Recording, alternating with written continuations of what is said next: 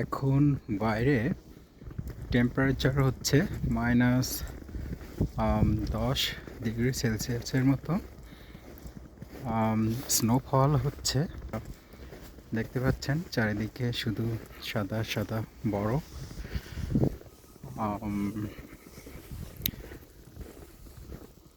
যখন স্নোফল হয় তখন আসলে ঠান্ডাটা কম থাকে।